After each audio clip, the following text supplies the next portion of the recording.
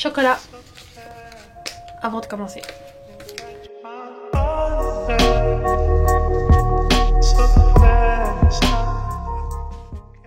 Hello tout le monde, bienvenue sur ma chaîne. Moi c'est Mimi et ici je vais vous parler du budget mensuel. Donc je vais vous montrer comment moi je fais mon budget mensuel, comment je divise mes revenus pour pouvoir épargner et pourtant avoir quand même de quoi dépenser dans le mois. Il faut savoir que je vis chez mes parents, je n'ai pas de charges, je paye pas de loyer ou de facture, donc ce budget est vraiment par rapport à moi, mais ça peut vous servir comme base. Allons-y.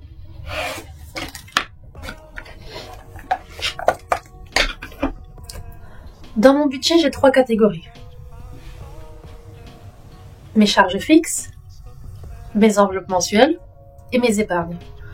Donc mon salaire complet est toujours divisé sur ces 3 catégories. Je me laisse un petit au cas où sur mon compte à vue pour, on ne sait jamais s'il y a un petit couac, de toujours pouvoir retomber dessus. Mais à la base, le plus gros de mon salaire trouve toujours où aller. Donc, on va ici mettre, on va le faire sur le budget, sur mon salaire de février. Comme ça, c'est le dernier salaire, donc ça sera rapide.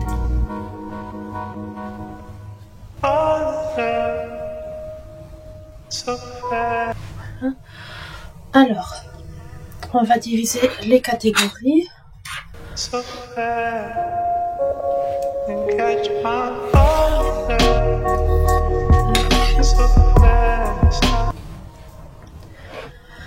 Donc,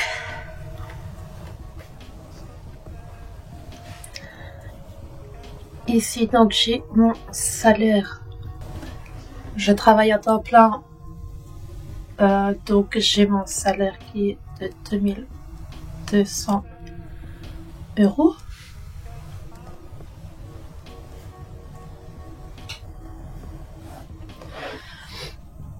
Ensuite, je calcule mes charges fixes.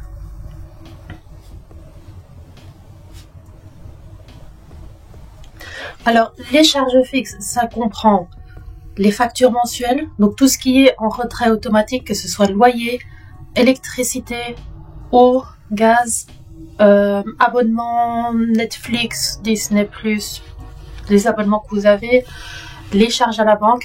Si vous avez des dettes, ça vient dedans. C'est en fait vraiment tout ce qui sort de votre compte en banque mensuellement. Donc moi j'ai j'ai ce que j'appelle en Belgique une carte Visa. C'est une carte de crédit en gros, mais je l'utilise à 200% pour le carburant. Donc mon carburant est payé uniquement avec cette carte-là. J'ai un retrait mensuel de 250 €. Bien sûr, si je n'atteins pas les 250 €, il retire vraiment que ce qui a été pris. Donc, je me mets d'office 250 €. Parfois, il y a moins. Parfois, c'est 250 piles. Donc, ça dépend à chaque fois de mois à mois. Mais donc, ça, c'est ma plus grosse charge, en fait, que j'ai dans le mois. Ensuite, j'ai tout ce qui est abonnement téléphone et internet. Ça c'est moi qui les paye, même si mes parents utilisent internet aussi, c'est moi qui prends en charge l'internet. J'ai des abonnements comme Canva ou autres pour ma boutique, donc comme c'est mensuel, je le prends aussi.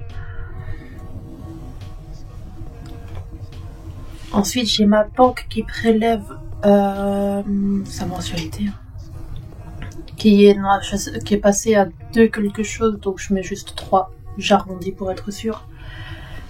J'ai un abonnement chez Apple. Comme je travaille 100% avec Apple, j'aime bien avoir le cloud qui sont un petit peu vides pour pouvoir transférer d'ordinateur à tablette ou à par téléphone. Et puis je paye une petite partie à ma mère, surtout en hiver. J'utilise beaucoup le chauffage, l'eau, donc je lui paye.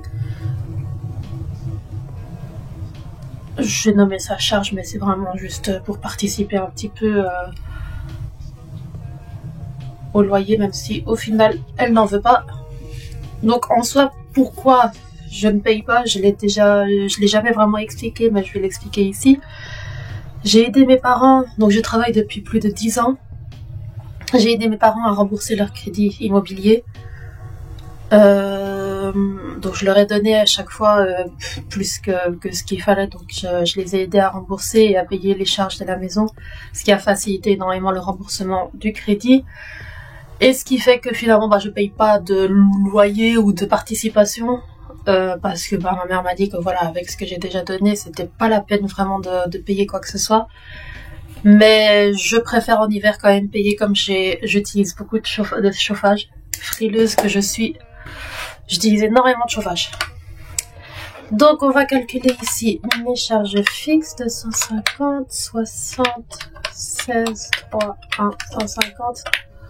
Donc ils sont à 480 €.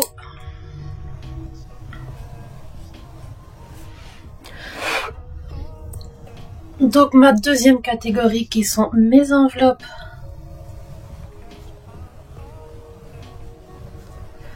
Mes enveloppes mensuelles, donc c'est ce que je garde vraiment en espèces dans mon portefeuille. Je calcule. Alors ça c'est aussi quelque chose que je fais souvent, c'est qu'il faut faire très attention quand on commence le mois de calculer le nombre de semaines. Il y a des semaines où on a 4 semaines et il y a des mois où on n'a que 5 semaines. Donc il faut vraiment faire attention et de bien calculer son budget à l'avance pour être sûr de ne pas tomber dans une semaine où on n'a rien du tout dans le portefeuille. Donc c'est pas l'objectif. L'objectif ici c'est vraiment d'être à l'aise, mais en même temps de pouvoir faire des économies et de ne pas être dans l'excès. Donc on évite vraiment de dépenser inutilement, et aussi on prévoit quand même de l'argent pour les semaines qu'il faut, quoi. Donc mes enveloppes à moi, on a l'enveloppe course. Cette enveloppe course est vraiment uniquement pour moi, pour les au cas où. J'ai une enveloppe épargne sur court terme avec les courses du mois. C'est là que je mets 150 € par mois. Ici c'est vraiment juste pour les au cas où, si j'ai oublié quelque chose dans ma liste de courses. Aussi si on a besoin vraiment de quelque chose à la maison, mais c'est rare que je les utilise. Ça arrive, mais c'est très rare que je les utilise. Donc on est à 120 € par mois. On a l'enveloppe chat. Alors ici c'est pour vraiment acheter la litière ou les croquettes, mais j'ai toujours un bon stock de côté. J'en profite énormément quand il y a des promotions, des soldes et tout ça pour acheter en gros en fait. J'achète 4 à 5 paquets, que ce soit pour la litière ou pour les croquettes. Pareil pour la pâtée, j'achète toujours plusieurs. Et je traverse souvent la frontière, donc je suis belge, je sais pas si vous le savez entre temps. Je suis belge, donc je viens souvent chez vous en France pour m'acheter en fait vraiment les aliments pour les chats, car c'est beaucoup moins cher chez vous. Ensuite, l'enveloppe un peu inutile, je dirais, qui est l'enveloppe shopping. Avant j'étais une très grande dépenseuse, j'ai arrêté de dépenser. Très bonne astuce, prenez votre mère avec vous quand vous allez faire du shopping. Ma mère c'est vraiment le rempart entre la caisse et moi. C'est incroyable, j'ai envie de tout acheter, mais heureusement qu'elle est la plupart du temps avec moi, parce que c'est elle qui me retient, c'est elle qui me dit qu'en fait non, t'en as pas besoin, t'en as déjà assez, ta chambre est remplie de vêtements. Donc ouais, c'est l'enveloppe que je dépense le moins. J'avoue, avant j'aurais pu facilement utiliser même plus que 120 € par mois pour du shopping, mais là je vous avoue, j'utilise plus des masses. Ça m'arrive d'utiliser si je trouve quelque chose que j'aime beaucoup, une nouvelle plante ou une nouvelle tasse. Amoureuse des tasses que je suis, j'achète pas mal de tasses. Mais voilà, mais c'est une enveloppe aussi que j'ai gardée au cas où, parce que j'ai pas envie de reprendre de nouveau sur mon compte en banque. Donc l'enveloppe shopping est toujours la bienvenue.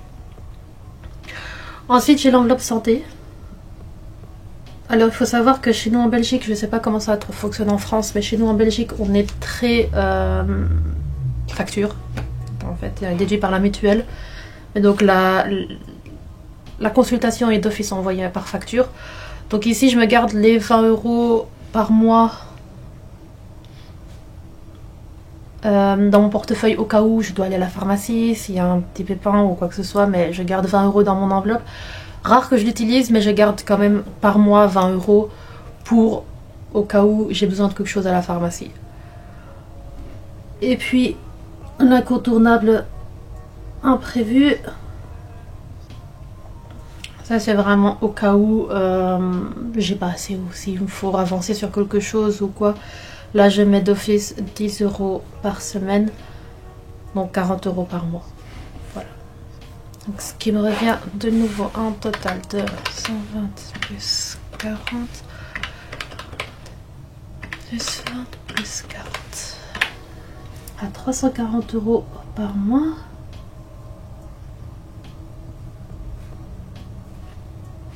Voilà. Et puis la troisième catégorie non négligeable sont les épargnes. Alors, les épargnes, c'est propre à chacun. Moi, j'ai 3 catégories d'épargne, ou plutôt 4 catégories si on veut. Donc, j'ai mon épargne qui est dans mon compte en banque, enfin le livret A, comme vous direz chez vous en France, mais moi j'appelle ça compte épargne. Donc, je l'ai nommé maison. J'essaye d'épargner pour m'acheter une maison. Bon, je sais qu'on n'a pas, on peut pas non plus économiser des sommes astronomiques, mais voilà, j'essaye quand même de mettre un maximum dans ce compte en banque là. Et donc j'aimerais bien m'acheter quelque chose dans le futur, mais voilà, pour l'instant je me casse pas la tête, je mets dedans et puis c'est tout. Donc ici je mets 500 € voire plus, dépendant de mes revenus du mois, ou dépendant si j'ai des primes ou quoi, ça va directement dedans. Donc voilà. Mon deuxième compte épargne que j'ai, c'est pour les factures. Alors, petite parenthèse pour le compte facture. Ce que j'ai fait, j'ai noté dans une année toutes les factures qui rentrent, que ce soit l'assurance voiture, mutuelle ou assurance maladie, que ce soit pour le contrôle technique, que ce soit pour l'entretien de ma voiture, que ce soit pour les assurances maladie, je l'ai déjà dit je pense. Soit j'ai pris toutes mes factures, j'ai calculé le montant total que je paye en une année et je l'ai divisé de nouveau par 12 que je mets donc dans mon compte en banque facture. Je ne suis pas forcément toujours sur le bon montant. Ce que je fais la plupart du temps, c'est que je mets une fois un gros montant et je sais que je peux retomber dessus si jamais. Mais donc j'ai vraiment essayé de garder ce compte facture exprès pour toutes les factures qui me viennent, surtout quand il s'agit de l'assurance voiture qui n'est pas négligeable, qui est à 600 € par an. Donc ça fait déjà énorme. J'ai mon assurance maladie qui est à 62 € par an. Soit j'ai encore d'autres factures, le contrôle technique qui est à 32 € par an. Donc voilà, donc c'est vraiment un peu tout que je prends en considération dans ce compte en banque là. À la base c'est des petits montants que je dois y mettre mensuellement, mais j'essaye quand même d'y mettre assez. Je me dis si jamais j'ai besoin, je peux toujours piocher dedans. Voilà, donc ça c'est vraiment mon compte en banque de secours que je peux encore fluctuer. Celui-ci j'essaye de vraiment pas y toucher. Donc le deuxième c'est les factures, puis ensuite en espèces, donc ça c'est les enveloppes que j'ai chez moi, j'ai mes épargnes à long terme.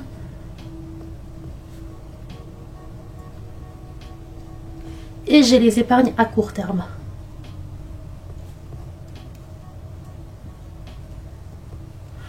Donc les épargnes à long terme, c'est ce que j'essaye d'épargner sur le long. Ce sont par exemple des vacances que je prévois pour au courant de l'année, soit l'achat d'une maison, soit l'entretien ou l'achat d'une nouvelle voiture. C'est vraiment des épargnes que je fais pour un long terme. Les épargnes à court terme sont des épargnes qui fluctuent tout le temps. C'est par exemple, j'ai une enveloppe shopping, pareil qu'ici, mais celle-ci je l'utilise par chaque semaine où je la prends avec moi tout le temps. L'autre je la laisse dans mon enveloppe, dans mon classeur qui est chez moi. J'ai une pour tout ce qui est shopping en ligne, si jamais vraiment je fais des achats en ligne, mais c'est vraiment pour prévoir aussi si je prévois des sorties en famille, où je dois acheter des cadeaux, c'est comme les épargnes pour les fêtes, pour le ramadan, pour l'Aïd, pour vraiment pour les choses où je veux les utiliser, mais pas tout de suite. Mais c'est le court terme. Voilà, c'est pas comme ici, c'est pour dans 5 mois, 6 mois, ou dans un an, 20 ans. Voilà, ici c'est vraiment pour les gros montants vont plus dans les longs termes, les petits montants vont dans les courts termes. En gros, c'est comme ça. Donc ici j'ai donc 550 qui vont dans les longs termes et 200 qui vont dans les courts termes. Je vous ferai un petit retour après par rapport à ces deux catégories-ci. Donc ce qui me fait un total de 1450 €. Encore une fois, c'est vraiment parce que je n'ai pas de loyer ou que j'ai pas de charges énormes que je peux épargner ceci. Faut pas voir ça comme un objectif, c'est vraiment par rapport à mon budget à moi, par rapport à ce que je peux être moi à l'aise à mettre de côté. Ça peut être différent pour tout le monde. Donc c'est pas non plus l'objectif n'est pas de se stresser, c'est pas un concours, vraiment c'est pas un concours de moi j'ai épargné autant, elle a épargné autant et moi j'ai pu épargner plus. Non, c'est vraiment pour se mettre à l'aise, pouvoir rembourser ses dettes et surtout éviter de prendre des crédits à tout va. Aujourd'hui les crédits à la consommation se prennent comme rien. On peut prendre des crédits chez Dreamland, on peut prendre des crédits chez Carrefour, on peut prendre des crédits n'importe où pour rien. Donc c'est vraiment pour éviter de nous mettre dans des problèmes et éviter de prendre crédit sur crédit que je partage ce système et que j'ai commencé aussi ce système. Je vous ai absolument évité de me mettre moi dans les problèmes ou mettre un membre de ma famille dans les problèmes. Donc voilà, donc ne prenez pas ça comme un concours pour pouvoir épargner autant.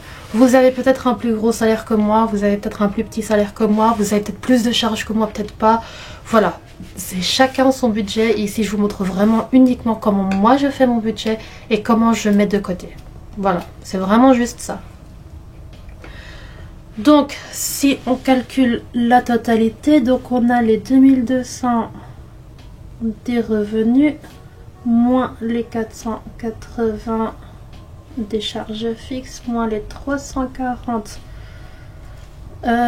pour les enveloppes du mois moins 1450 €, ce qui me fait un reste à vivre de 209 €.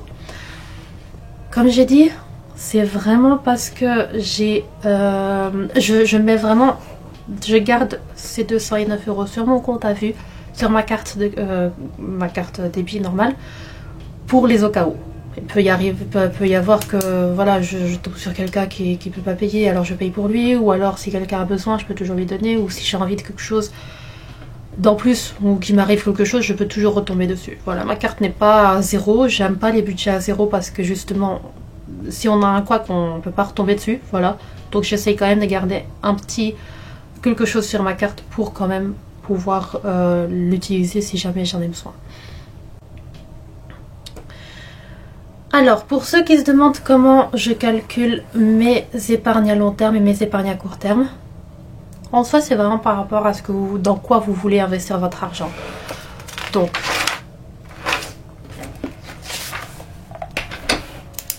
les épargnes à long terme, je change de stylo. Hop, voilà. Donc,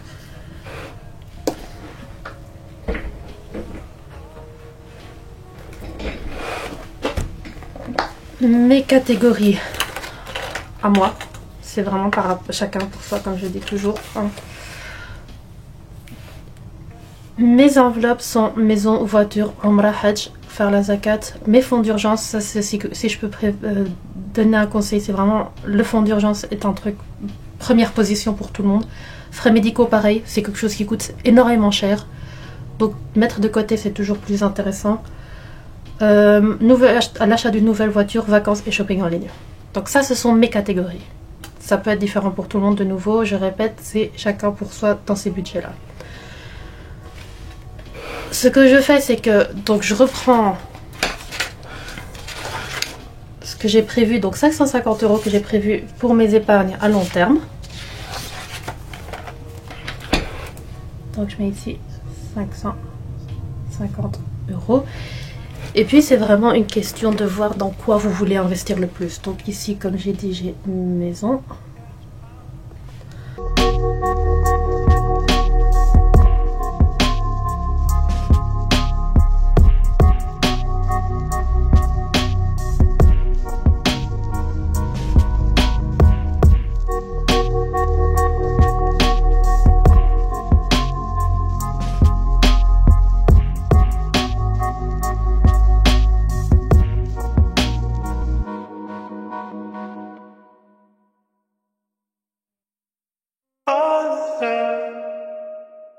So fast I can catch my breath.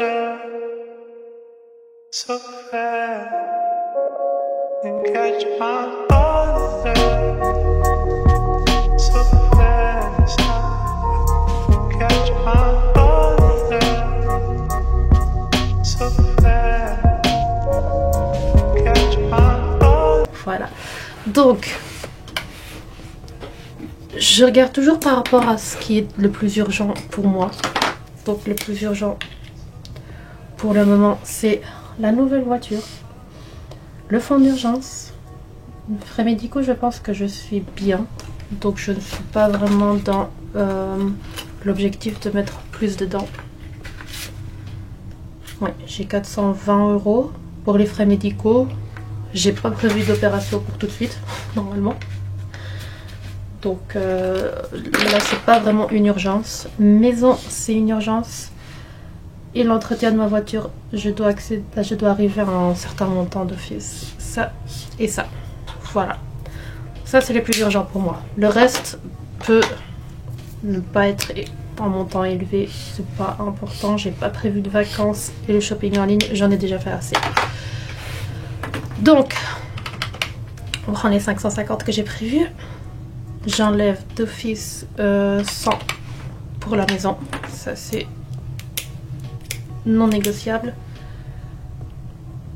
Et 100 € pour le fonds d'urgence. Voilà, ça c'est mes 200 € que je veux absolument mettre de côté. On a Umrah et Hajj où je vais mettre un budget de 50 €.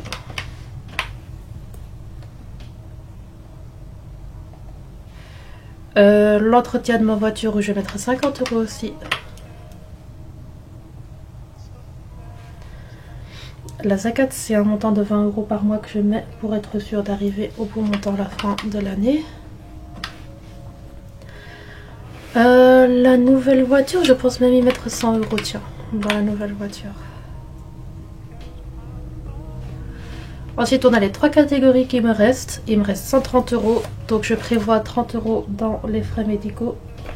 30 €, je le fais vraiment parce que quand je vais chez mon médecin généraliste, je paye 30 €. Donc je mets d'office 30 € pour me faciliter la tâche. Mais sinon, j'ai pas vraiment prévu quoi que ce soit. Donc je mets surtout là-dedans. Donc il me reste 100 €. Je vais juste, à mon avis, rajouter 50 € dans Umrah et Hajj. Ça me fera 100 € directement.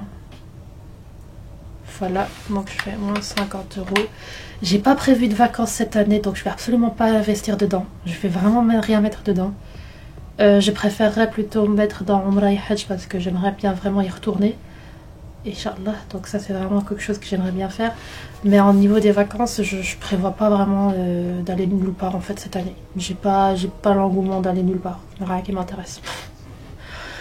Donc il me reste 50 €, je vais juste les mettre alors dans le shopping en ligne. Et c'est comme ça que je divise mensuellement en fait mon budget à long terme.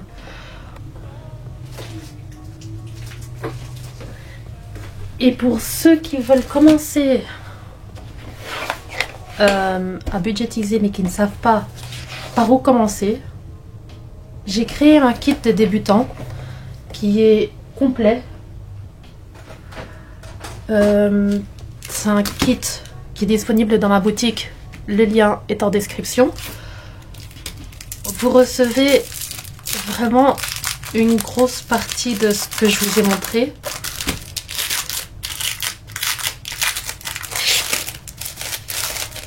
Mais en plus facile.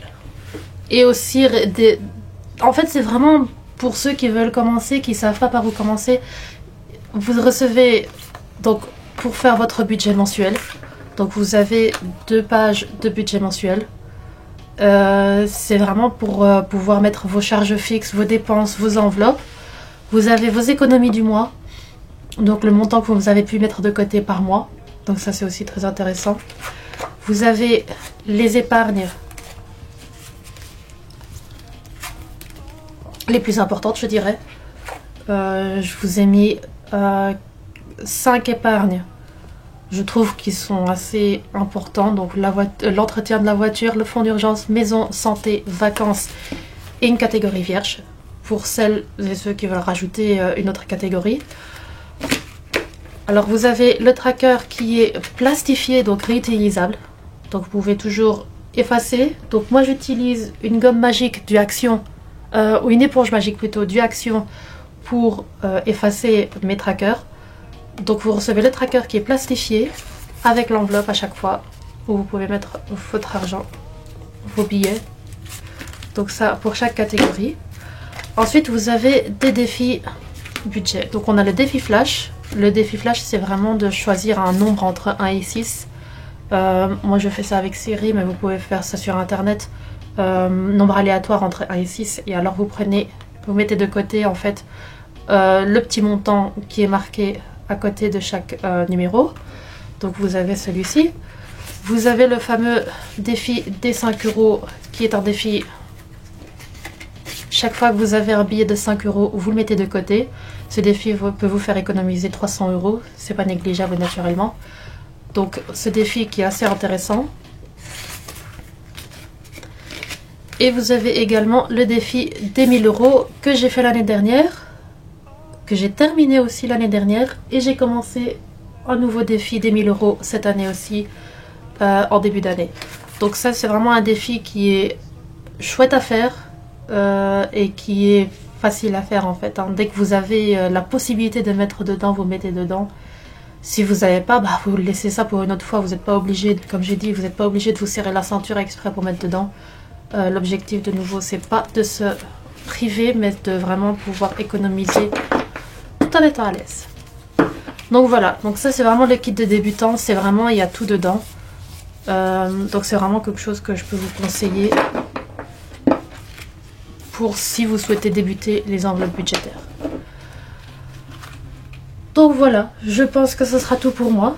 Si vous avez des questions, n'hésitez pas à les laisser en bas de la vidéo. N'oubliez pas de liker, de vous abonner et on se revoit la prochaine fois.